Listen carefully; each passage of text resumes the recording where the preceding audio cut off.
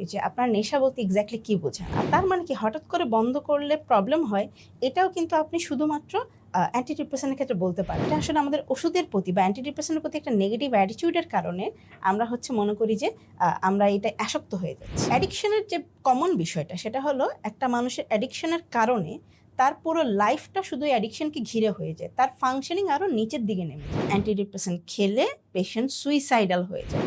ছদ্মনাম মিস সাবরিনা। উনি আমার চেম্বারে আসলেন। ওনার সমস্যাগুলো এরকম ছিল যে বিগত কয়েকদিন যাবত উনি অফিসের কোনো কাজে মনোযোগ দিতে পারছেন না। ওনার দেখা যাচ্ছে কাজ উনি টাইম মতো কমপ্লিট করতে পারছেন না, ওনার ডেডলাইন পার হয়ে যাচ্ছে। প্লাস ওনার অনেক বেশি লো ফিল হয় এবং একেবারে উনি কোনো কাজের এনার্জি পান না। ওনার সবসময় একা থাকতে ইচ্ছা করে। আগে যে কাজগুলো করে উনি ভালো লাগা ফিল করতো, সেই কাজগুলো এখন আর ভালো লাগছে না ওনার। প্লাস ওনার খুব বেশি অপরাধ বোধ হয় এবং মাঝে মধ্যে আত্মহত্যার চিন্তা চলে আসে। তো আমি তাকে ডায়াগনোসিস করলাম মেজর ডিপ্রেসিভ ডিসঅর্ডারের পেশেন্ট হিসেবে। আমি বললাম যে আপনার একটু ওষুধ লাগবে। উনি বলল যে আসলে ম্যাম আমি একটু ওষুধ নিতে চাচ্ছি না, আসলে অ্যান্টি ডিপ্রেশন নিয়ে আমার কিছু ভয় কাজ করে। তো ওনার মতোই কিন্তু এরকম প্রচুর ক্লায়েন্ট আমাদের আসে যারা অ্যান্টি ডিপ্রেশন নিয়ে একটা ভয় বা একটা কিছু ভুল ধারণা থাকে তাদের, যে কারণে হয়তোবা তারা ওষুধের ব্যাপারে একটা নেগেটিভ একটা ধারণা তাদের কাজ করে। তো আজকে আমি কথা বলবো সে অ্যান্টি ডিপ্রেশন নিয়ে কিছু যে মিথ আছে বা যে ভুল ধারণাগুলো আছে সেটা নিয়ে আজকে আমি কথা বলবো। সবচেয়ে প্রথম যে ভুল ধারণাটা সেটা হচ্ছে অ্যান্টি ডিপ্রেশন খেলে আমার ওজন বেড়ে যাবে এবং আমি সারাদিন ঘুমাবো। দেখেন, আজকে থেকে হয়তো ২০-৩০ বছর আগে বিষয়টা এরকম ছিল যে অধিকাংশ অ্যান্টি ডিপ্রেশান্টই এরকম ছিল যে এটা হয়তো বা একটু ঘুম আসে বা ওজন বাড়ে। কিন্তু বর্তমানে কিন্তু নতুন ওষুধ আছে যে ওষুধগুলো কিন্তু আমাদের ওয়েটের উপরে বা এই ঘুমের উপরে ইফেক্টটা নেই। অর্থাৎ এটা আপনার অ্যান্টি ডিপ্রেশন ইফেক্ট দিবে, কিন্তু এটা আপনার ওয়েট বাড়ানো বা ঘুম বাড়ানো সেটা করবে না। তবে ধরেন যেই পেশেন্টের ক্ষেত্রে ধরেন ডিপ্রেশনের কারণে যার সারা রাত ঘুম হচ্ছে না, যার হয়তো বা খাওয়ার রুচি কমে গিয়েছে, 10 কেজি ওজন কমে গিয়েছে, তাদের ক্ষেত্রে আমরা সেই অ্যান্টি ডিপ্রেশন চয়েস করি যেটা তার ওজন বাড়ানোর ক্ষেত্রে মানে খাওয়ার রুচি বাড়ানোর ক্ষেত্রে এবং ঘুম বাড়ানোর ক্ষেত্রে হেল্প করে। এটা গেল প্রথম মিসকনসেপশন। দ্বিতীয় মিসকনসেপশন, যেটা অনেক বড় মিসকনসেপশন, সেটা যে অ্যান্টি ডিপ্রেশন খেলে নেশা হয়ে যায়।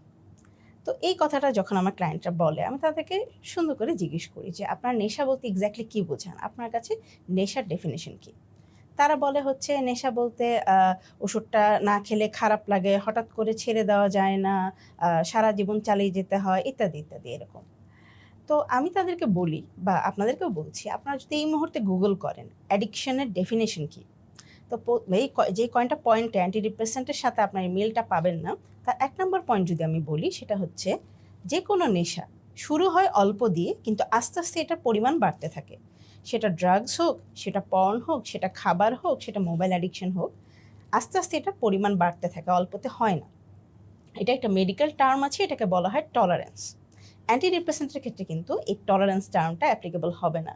একটা থেরাপিউটিক ডোজে চলে যাওয়ার পর কিন্তু রোগীর আর ডোজ বাড়ানো লাগে না। এর চেয়ে বেশি আসলে ডোজ বাড়ালে শুধু সাইড এফেক্ট হয়, এফেক্ট আর খুব একটা বাড়ে না। তো আপনি এখানে অ্যাডিকশনের সাথে এখানে মিল পেলেন না। ১ নম্বর পয়েন্ট এটা। ২ নম্বর পয়েন্ট এই যে হঠাৎ করে ছেড়ে দিলে খারাপ লাগে। এই যে হঠাৎ করে ছেড়ে দেওয়া যায় না বা হঠাৎ করে ছেড়ে দিলে সমস্যা হয়, এই ব্যাপারটা কিন্তু শুধু আমাদের এই অ্যান্টি ডিপ্রেসেন্টের ক্ষেত্রে অ্যাপ্লিকেবল তা না।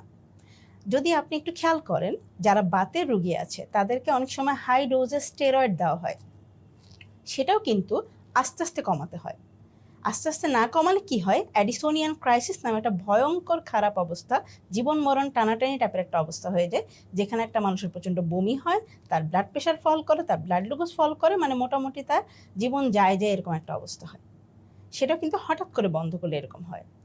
তাছাড়াও ধরলাম একটা প্রেশারের ওষুধের কথা যদি বলি, বিটা ব্লকার, এটাও কিন্তু হঠাৎ করে বন্ধ করা যায় না। তার মানে কি হঠাৎ করে বন্ধ করলে প্রবলেম হয়, এটাও কিন্তু আপনি শুধুমাত্র অ্যান্টি ডিপ্রেশনের ক্ষেত্রে বলতে পারেন না, এটা অন্য ওষুধের ক্ষেত্রেও হয়। কিন্তু হ্যাঁ, অ্যান্টি ডিপ্রেশন হঠাৎ করে বন্ধ করলে যে সমস্যা হয়, এটাকে কিন্তু আমি উইথড্রয়াল সিমটম বলবো না। এটা বলবেন যে এটা তো নেশার সাথে মিলে না। এটা এটার একটা মেডিকেল টার্ম আছে, এটাকে বলি আমরা অ্যান্টি ডিপ্রেশন ডিসকন্টিনিউয়েশন সিনড্রোম।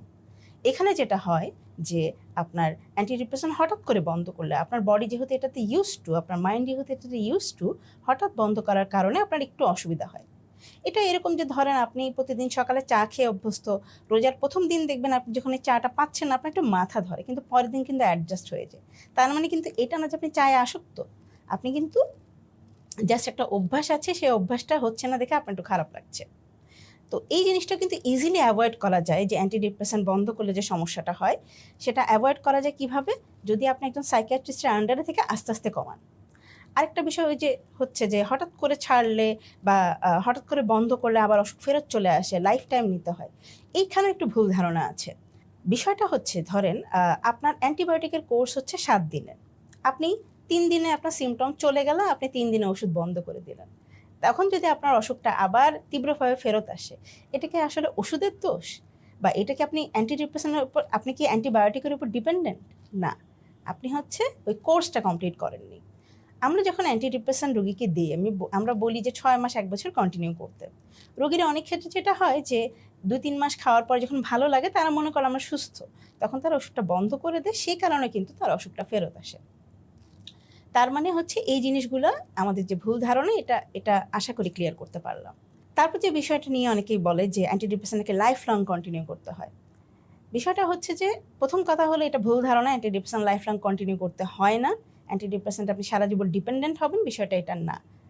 তো তবে হ্যাঁ, ধরে নিলাম কিছু সিভিয়ার ওসিডির ক্ষেত্রে হয়তো বা আপনার অনেকদিন অ্যান্টিডিপ্রেসেন্ট খাওয়া লাগতে পারে, কিন্তু এইটাকে আপনি যখন নেশা বলছেন, তো আমার একটা প্রশ্ন হচ্ছে, ধরেন আপনার টাইপ 1 ডায়াবেটিস নামে একটা রোগ আছে, সেখানে আপনাকে সারা জীবন হয়তো বা ইনসুলিন নেওয়া লাগলো, সেক্ষেত্রে কি আমরা বলি যে আপনি ইনসুলিনে আসক্ত?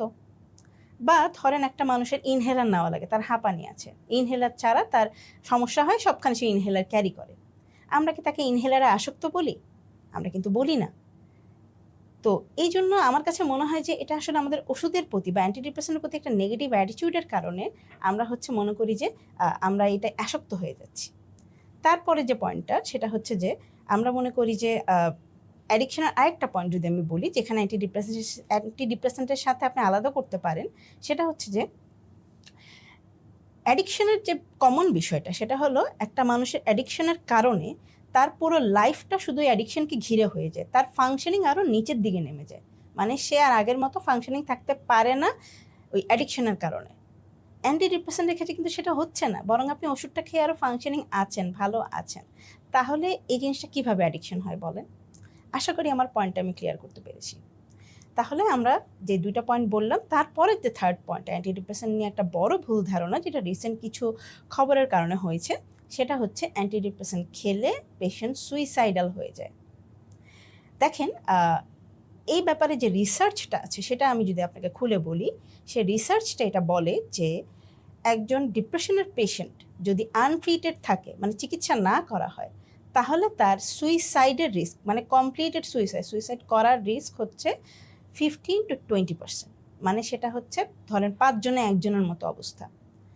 কিন্তু আপনি যদি অ্যান্টিডিপ্রেসেন্ট দেন, তাহলে পেশেন্টের সুইসাইডাল রিস্ক, কমপ্লিটেড সুইসাইড না, অর্থাৎ তার অ্যান্টিডিপ্রেসেন্ট খাওয়ার পরে একটু আত্মহত্যার চিন্তা বা প্রবণতা বাড়তে পারে, সেটাও কত, 0.02%। এখন আপনি তাহলে রিস্ক বেনিফিট যদি কম্পেয়ার করেন, তো এই 0.02%-এর জন্য 20%-এর যে রিস্কটা নেওয়া, ইটস কাইন্ড অফ লাইক ধরেন আপনি এক্সারসাইজ করছেন না, এক্সারসাইজের ভালো সাইডটা আপনি অ্যাভয়েড করছেন জাস্ট বিকজ আপনার এক্সারসাইজ করলে গায়ে একটু দুর্গন্ধ হয়। তারপরও যেহেতু আমরা বলছি যে সুইসাইডাল রিস্ক বাড়ে, কমপ্লিটেড সুইসাইড না, মানে সুইসাইড করা না বাড়লেও যেহেতু রিস্ক বাড়ে 0.02%, তাহলে এক্ষেত্রে রিকমেন্ডেশনটা কি? রিকমেন্ডেশনটা হচ্ছে যে অ্যান্টিডিপ্রেসেন্ট শুরু করার পর প্রথম 2 সপ্তাহ আমরা একটু রুগীকে জাস্ট একটু মনিটরিংয়ে রাখবো, একটু খেয়াল করবো, যদি কোনো প্রবলেম হয় তাকে আবার সাইকিয়াট্রিস্টের কাছে নিয়ে যাওয়া বা একটু রিঅ্যাসুরেন্স দেওয়া, এগুলো করলে কিন্তু এই জিনিসটা কভার হয়ে যায়। এখন সব কথাই তো বললাম, তারপরও দিন শেষে আমি কিন্তু এটাই বলবো যে আমি চাই না যে আমার রোগীরা অ্যান্টিডিপ্রেসেন্টে ডিপেন্ডেন্ট হোক বা তারা সারা জীবন অ্যান্টিডিপ্রেসেন্ট খাক। কিন্তু প্রবলেমটা কোথায় আমি একটু খুলে বলি, সেটা হচ্ছে যে আপনি মনে করেন যে আপনার একটা ঘা হয়েছে এখানে, এখন আপনি সারাক্ষণ ওটাকে গুঁতা দিচ্ছেন, তো তাহলে হবে কি ঘাটা সারবে না। তো এই যে আমি বারবার হাত দিচ্ছি, এই কারণে ঘাটা সারছে না, এটাকে বলবো আমরা মেইনটেইনিং ফ্যাক্টর। তো আপনার যখন ধরেন ডিপ্রেশন হলো, এখন আপনার হচ্ছে মনে করেন লাইফস্টাইল খারাপ, আপনি হচ্ছে রাত্রেবেলা টাইম মতো ঘুমান না, খাওয়া দাওয়া ঠিক মতো করেন না, আপনি হয়তো বা মোবাইলে অ্যাডিক্টেড, আপনার হয়তো বা ব্যক্তিত্বের সমস্যা আছে, আপনার হয়তো সাপোর্টিভ ফ্যামিলি নেই। এই জিনিসগুলো না মেইনটেইনিং ফ্যাক্টর হিসেবে কাজ করে আপনার ডিপ্রেশন কমানোর ক্ষেত্রে। সেই কারণে দেখা যায় চাইলেও আমরা অ্যান্টি ডিপ্রেশন অনেক সময় দ্রুত বন্ধ করতে পারি না। যেখানে রিকমেন্ডেশন হয়তো বইয়ে লেখা থাকে ১ম এপিসোডের ক্ষেত্রে ৬ মাস, মোর দ্যান 1 এপিসোড হলে হয়তো ২ বছর। তাহলে আমরা যদি সত্যিই চাই যে হ্যাঁ, ঠিক আছে আমি অ্যান্টি ডিপ্রেশন খাবো না বা অ্যান্টি ডিপ্রেশন থেকে বের হয়ে আসবো, তাহলে আমার অনুরোধ থাকবে আপনি আপনার লাইফস্টাইল ঠিক করেন, আপনি আপনার ঘুমের অভ্যাস, আপনার খাওয়ার অভ্যাস ঠিক করেন, এক্সারসাইজ করেন নিয়মিত এবং আপনি যদি পার্সোনালিটির সমস্যা থাকে আপনার কিছু, সেটা নিয়ে দরকার হলে কাউন্সেলিং করেন। এরকম করে আস্তে, আস্তে আমরা যদি নিজেদের উপর কাজ করতে পারি, মেইনটেইনিং ফ্যাক্টরগুলো সলভ করতে পারি, তাহলে আশা করি আপনার যে অ্যান্টি ডিপ্রেশন খেতে হচ্ছে, এটা থেকেও আপনি বের হয়ে আসতে পারবেন।